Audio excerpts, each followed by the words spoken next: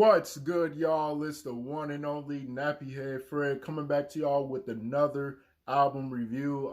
Do not mind the way I look right now. I just woke up and I just had to drive to really do a video right now. So don't even judge me. I just woke up. So, anyways, that's not even a part of the video. Today we are going to be reviewing Lloyd Banks' The Hunger for More. This is Lloyd Banks' first studio album released May 25th, 2004 under Interscope Records and G Unit Records. I seen that coming from like a mile away because G Unit was really big at that time. But yeah, let's just get into it. Ain't no click like the one I'm with. If the drama gets thick, it's the guns I'll get. G-Unit niggas is one. First song we have on this album is Ain't No Click featuring Tony Yayo. I thought this song was honestly pretty decent to start off the album. I wasn't too mad at it. I feel like the production definitely had a good catch to it. The beat type was really good and it kind of brought that crime scene kind of like action to it in a way. So it was definitely a crime scene production, but also just very tough production just overall, just to explain the production. So the production was honestly pretty good. Lloyd Banks' performance was very well put together. He matched the energy of the production. He flowed through the track very well. I'm not even gonna lie, I hated Tony Yayo in the ad-libs, just in the background. He was mad annoying and his verse didn't really make it any better. That's no hate towards him as a person, but him as a rapper on this track was just like not my favorite. He was doing too much in my opinion, especially in the ad-libs in the background. I'm just like, dude, like be quiet, like let the song play out, you know what I'm saying? So it made the song a little least enjoyable, but if you take him out, I'm not even gonna lie, the song is like a great song. But with him being in it, I'm not gonna lie again, it's just a good song for now. So I would say a good start to the album overall. Guess who's the man this winter? Straight out the land of sinners. The Ranger's tail with spinners. Check out the white beers. Next song we got on here is Playboy. I thought this song was cool. The production, I feel like he might have did on purpose, but it is kind of that low quality production where the beat type isn't really nothing crazy. The sound of the production is like basically concert like production, but it just, for a song, I just don't feel like it's that crazy of a listen. I didn't really like the production all that much. I feel like Lloyd Banks' lyrics were honestly pretty good. He was able to flow through the track very well and, you know, keep up with the beat. But the production wasn't really nothing crazy. And I just feel like he did it on purpose by just trying to rap on something simple, which I can't blame because I know rappers do that every now and then just to throw a beat on there and just rap on it for real. But this isn't really a song I would go back to because I want to listen to at least a good quality listen, not no low quality production. And even the hook was kind of over. It was just too long for it to be a hook. Like there was just a lot of things that I was kind of iffy on this song, but it's not the worst song. It's just not a song I'm listening to like that all the time. Man, I never run, never snitch. I'm a grown man, dog. I ain't no bitch. Next song we got on here is Warrior. I thought this song was honestly pretty good. I almost didn't like the production that much, but I've grown to like it a lot more. I feel like the production was very fitting. The beat type is amazing on there. Just the sound of the production definitely brings some good energy, but not like too much. It's just very subtle energy, if that makes any sense. But I feel like the lyrics on here were definitely hard. I love the way he flowed on here. Basically him just representing what a warrior means to him. Basically a dude that ain't gonna snitch, a dude that's always gonna be there. Like that's what he represent as a warrior. So it was a pretty good storytelling overall, and I feel like I could listen to this song often. It does sound a little outdated, I'm not gonna lie, but I feel like it's a good outdated at the same time. It isn't a bad outdated because there are some really bad outdated songs and there's some really good outdated songs. So I feel like this song is just in that good outdated song, obviously. But overall, I would say a pretty great song. Nothing out. I smoke when I want a 26-inch chrome spokes on a Hummer. It's heat. Speaking of outdated, the next song we got on here is On Fire. Not to throw any shade at this song, it's just the production right off the rip just brought that instantly, especially the lyrics. Like, oh man. But getting into the production, I feel like at one point in time the production might have been like amazing, ahead of its time. But hearing it now, it just sounds too simple for me to really like gravitate towards. It is one of the more popular songs on the album, if not the most popular song in Lloyd Banks' catalog, but I just feel like the production was very outdated. The lyrics that he was using were so like, I don't know. And I feel like the hook was catchy, but it just wasn't catchy enough to be like, I don't know, because it just sounded outdated. Like, I don't know. I didn't really enjoy it that much. This is really just one of those throwback songs that you wind up hearing out of nowhere and you're like, dang, I remember listening to this song, but you're not like dwelling on the song too much because it's like, this song used to be good. So, and it's not to say it's bad, it's just not as good as when it first came out anymore. So, I mean, for the club back in the day, it was good. For mainstream back in the day, it was probably good too. Now I don't really care for it that much. So I would give it kind of a mid if I'm being honest, because I just don't see myself even going back to this song that often. And 50 Cent on the hook, I mean, like it's just everything was so like early 2000s, so that's what it really represented for the most part. I know I ain't supposed to smoke in here, but Mr. Bouncy Man, don't put your motherfucking hands on me. Can I get high? Next song we got on here is I Get High featuring 50 Cent and Snoop Dogg. I genuinely don't know why 50 Cent was even featured on here. He had no rap performance. He wasn't on the hook. Maybe he made the production. I have no clue, but this man just was on the song just to be on the song, I guess. I heard him in the background talking, but that's not a feature. That's just a cameo. Like, let's be for real. But anyways, the production wise, I feel like was very fitting. It definitely brought kind of that weed smoke kind of production, just amazing beat type. And it was even more fitting to add Snoop Dogg on this song because, like, I mean, you make a Get High song, you gotta put Snoop Dogg on there, especially around this period. It was just like consensus basically. But I feel like the rap performance from Lloyd was honestly pretty good. He typically sounds like he's high or he looks like he's high all the time, so it just made sense for him to rap in such a calm like manner. And then obviously Snoop getting on the track, you know, doing his thing. I feel like his vibe was very well put together on this track. The only thing I really don't like is that 50 Cent is featured on here when he didn't have a rap performance nor the hook. So he must have produced the beat, because why is he even featured? I genuinely don't understand. But honestly, I would say this is personally one of my favorites. I feel like it definitely holds up pretty well compared to a lot of the other songs that I just mentioned. So definitely a great song. I'm so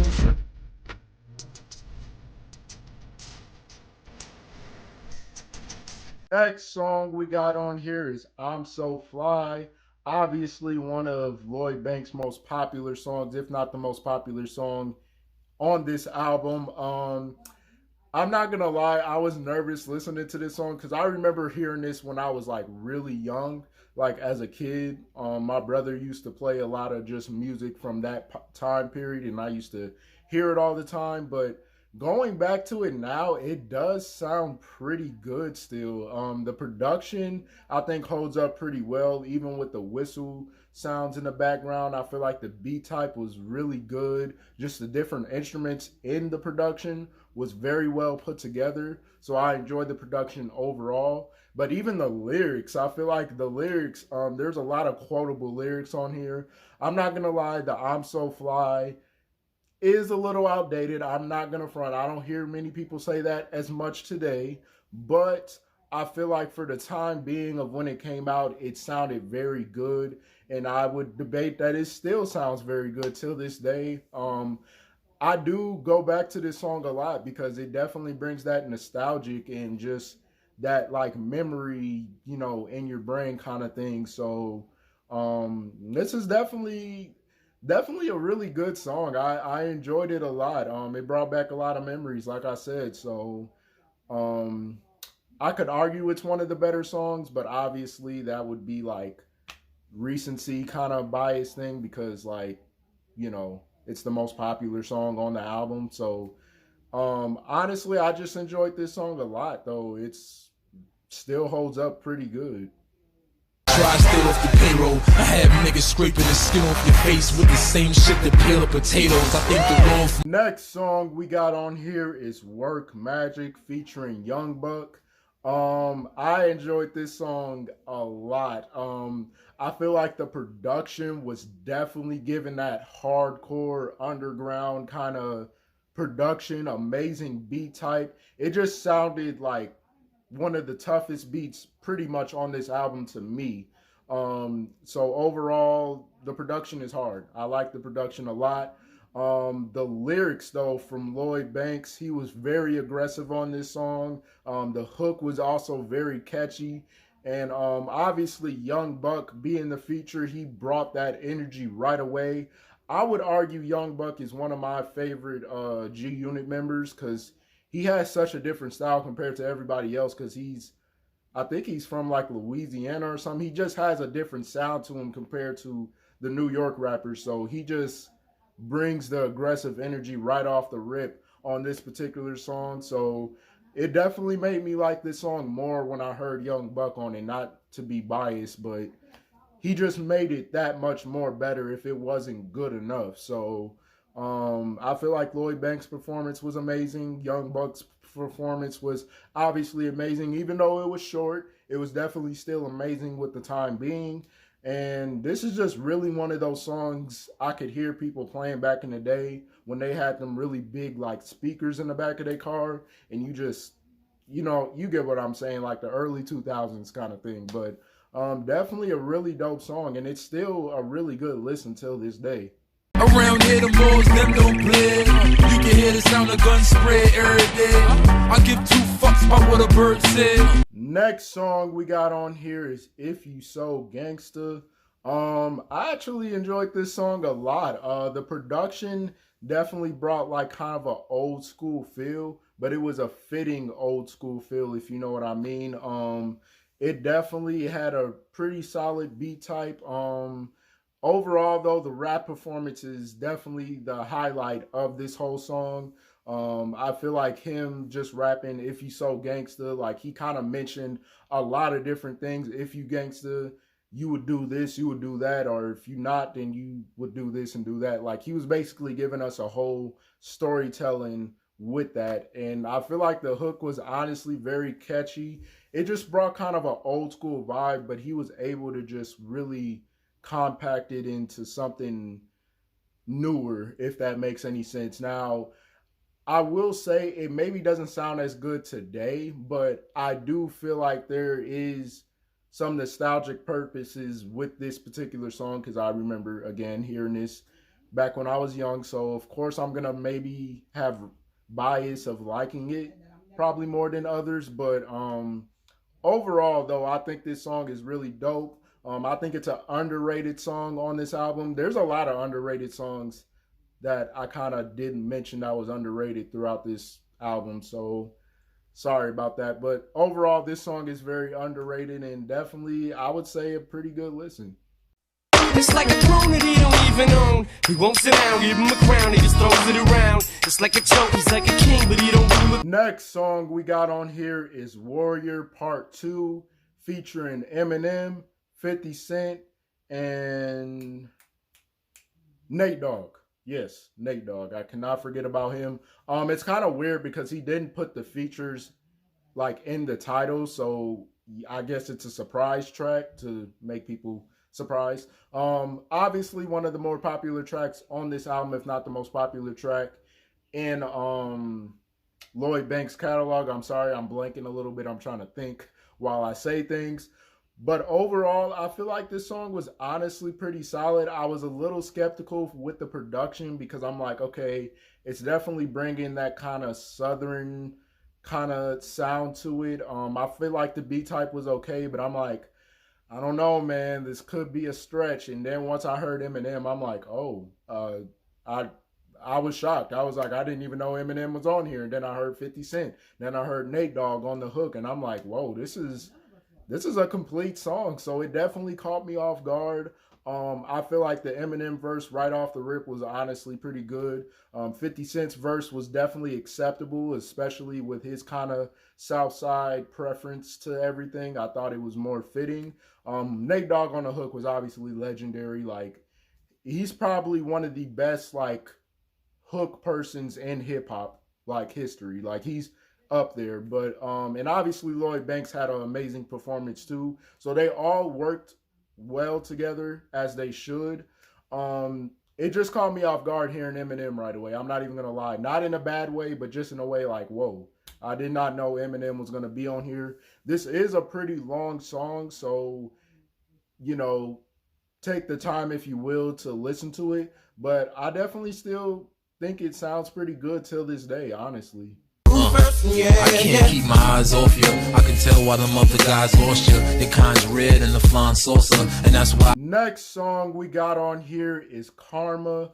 I'm not gonna lie, when I had first heard this song for the first time in a long time, I instantly smiled because it brought so much nostalgia and memories hearing this song. I remember I heard this on the radio as a kid, and how great the production was at that time was amazing. It definitely brought that R&B style to it, but just a slow pace, laid back, sense of production. And I don't know who was the singer on here, but I feel like his singing performance was very well put together. Lloyd Banks, listening to this now that I'm like older, hearing Lloyd Banks talk about like kind of like a love song in his rapping, I thought that was very unique because I don't think you would ever really hear that from someone like him, but he was able to give his love perspective on women, and I thought that was really dope overall. So the rapping performance was great, the singing performance was great on the feature, him on the hook, and just him in the ad-libs in the background. It just brought a lot of memories, so I might be biased, but I really still like this song. I listen to it often because it brings that nostalgic, if you know what I mean. If you've heard the song before, you would be like, dang, this song still sounds pretty good. Now, the lyrics are somewhat outdated, like certain lines that he used, but I feel like for the time being, I mean, it's still a really good song. It's definitely a song I go back to often. If I haven't mentioned that already, I probably have. But yeah, this song is still good. Funny how the world revolves around my clique. Cause just a year ago a nigga ain't have shit. Next song we got on here is When the Chips Are Down, featuring The Game. Definitely a nostalgic song again that I used to hear back when I was a kid. I feel like the production definitely holds up pretty well. I think it definitely brings that like hardcore production, very aggressive sounding. The beat type was really nice, and just adding the different elements of like hearing a chain rattle and just stuff like that, I feel like were really nice touches. I feel like the hook was honestly pretty good. It's not something that's catchy that you could sing, but it is something that, fits within the song. I feel like Lloyd Banks had a really good performance. His cadence was honestly a lot different from a lot of the other songs that I just previously mentioned. The Game's feature, I feel like was good, but it was very short. It wasn't nothing too long, and he was just explaining, the story time of how he got shot playing a PlayStation, and it just kind of ended. I don't know. It didn't really go as far as I wanted it to. And this was around the time I think Game was with G Unit. So that lets you know how old this song really is, because the Game with G Unit, that has been years from now, which I might do a video on the Game at some point. But anyways, I thought this song was honestly still pretty good. I think it holds up very well. And Lloyd Banks' performance on here was honestly really, really good. Probably, I would argue, his best performance on this album, arguably, but definitely a good song. Nobody dead knew they would die before they woke. It probably started off a beautiful day with weed smoke out of last night's put. Next song we got on here is Till the End. I thought this song was honestly pretty good. The storytelling right off the rip definitely caught my attention, because I love good storytelling songs. But I think the most interesting part is Eminem actually produced this beat. I'm surprised. I'm not even gonna lie, because I think people do forget that Eminem does produce a lot of beats, and you know, he has a certain sound of beat making that just sounds like an Eminem beat, but I just wasn't expecting this to be an Eminem beat. But overall, I feel like the piano sound was a really nice touch. The beat type definitely brought that nostalgic. It definitely just sounds like a storytelling production overall. So I think M came with high expectations on, okay, man, you need to make a storytelling song. And that's what Lloyd Banks did. He's basically just talking to us throughout the song. He isn't really, I mean, he is rapping obviously still, but like he's telling a story. And usually when storytellings happen, they're usually talking to you. So I feel like it was definitely a good storytelling. I think it's like 5 minutes long. So be prepared to just lay back and listen to it. Not only that, it is like a laid back production anyways. It ain't nothing too crazy. But I enjoyed this song a lot. It's not a song I would go back to often, but for storytelling purposes, it is a good listen for the first time. And, you know, who knows, I might go back to it again just to get a better input on the story. But I would say a pretty good song. I keep my hip on pound, cause shit gets hectic in my town. Drag my family with me, cause that's how real niggas get down. Next song we got on here is Die One Day. Obviously the title itself is pretty self-explanatory. I don't know why a lot of rappers talk about death, and I don't know why they do that. It's like crazier time back then, obviously. But I feel like the production was okay. I feel like definitely the sampling was pretty good, but I just feel like it wasn't utilized to the fullest. I feel like I didn't hear any crazy beat types. I didn't hear any super crazy mixing. Like I kind of wanted that, but I feel like Lloyd Banks' lyrics definitely elevated it to a whole nother level. Otherwise, if the lyrics were whack, this song wouldn't even be that great. But I feel like his lyrics were dope. His rap performance was well put together with his flow. Obviously just his cadence, just overall lyrical package. He just was able to keep up with the track and make the track better than it should have been, because I'm not even gonna lie, the production isn't nothing that crazy, but I think this song is pretty underrated if we're talking about a lot of other songs on here, and it holds up, I would say, pretty well compared to a lot of the other songs on here. So overall, I would say a good song. I done learned from mistakes, like who's my man, who's not, like who's gonna run, who's not, like who. Next song we got on here, or actually the last song we have on here, is Southside Story. Way to end off an album on a story time. I love that. That's a plus for me. But I feel like the production on here was really good. It definitely brought kind of that old school feel, but yet like really gritty, grimy South Side New York kind of sound. So I really enjoyed that a lot. It sounded like something Havoc produced or something. Or if y'all don't know who Havoc is, he's off of Mobb Deep. He produces as well, if y'all didn't know that. But it definitely brought that kind of energy to it, which I really enjoyed. Just really gritty, grimy, aggressive New York South Side kind of production. right off the rip. So it was very, I wouldn't say it was very low quality, but it was low enough quality to the point where the lyrics were very like out there, so you could hear the lyrics more. Which, by the way, the lyrics on here were definitely really dope. He sounded very different compared to a lot of the other songs on here. He just sounded aggressive, and obviously telling us a good story about, you know, who to hang around with and who to trust, and you know, not everybody's trustworthy, and just going that whole nine. And obviously him living on the south side of New York, you know, I don't know what it's like, but him explaining it, he's definitely explaining it in the perfect way that you can't trust everybody. And I feel like that's what the hook even represented, which I thought the hook was very catchy as well.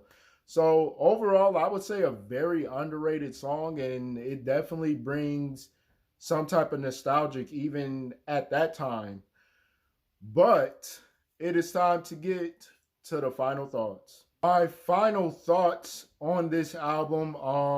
I thought this album was honestly very fitting for early 2000s throwback. I did mention a lot of the songs were outdated due to the lyrics, due to the production, just due to the sound of certain music that I used to hear back in the day that maybe just don't sound as good today. You know, I definitely never like to throw around a classic album just to any album that brings nostalgic purposes, because there's a lot of albums that could do that for us growing up. So I feel like the rap performance by Lloyd Banks was definitely very acceptable. He gave us different cadences, different flows. There was times he was very aggressive, and there was times he was very calm and chill like he always is. But overall, I feel like the features were honestly well put together, even though most of them were G Unit features. I think we all know G Unit was going to be all over this album. But at the end of the day, can you really be mad at it? Obviously, you know, surprising guest features being Eminem. I would say Snoop Dogg, not that big of a surprise, but you get the point. Just a different feature overall. I feel like some of the production on here was pretty good. Like the songs that I named that would sound good till this day, I believe really sound good till this day. But some of the songs I'm just like, man, this is really a 2000s album for real. But I feel like the concept of this album that holds up, you know, Hunger for More, I think is a good representation of what he really wanted to represent. Like he was hungry to make more money, or he was hungry to drive more fans to like him, or he was hungry to give us more music. Like that's his version of hunger, and I feel like that could represent a lot of people today, because you know, they might be hungry for more money, or hungry for more opportunities, or hungry for just anything in life. So I feel like it was a motivational, just self-titled in general. And I feel like, you know, like I said, a lot of the songs you can go back to and be like, man, I do remember when this song was hot. But then listening to it today, it may not sound as good. So that's what the album pretty much represents. So the best way I can put this without obviously disrespecting the album is that this is a true throwback album. This is an album that you can obviously go back to for nostalgic purposes, but it's not a song, or not a song. It's not really an album that you could really consistently listen to, because it just doesn't hold up as well as any other 2000s album. Because there's other 2000s albums that I'm not going to mention right now because this is a Lloyd Banks video, but there's other 2000s albums that hold up very well that don't sound too 2000s. You know what I mean? And this album just is kind of lost in the 2000s only because it just doesn't sound as good as it did when it had first came out. But that's not to say it's a bad album. That's not even to say it's a mid album.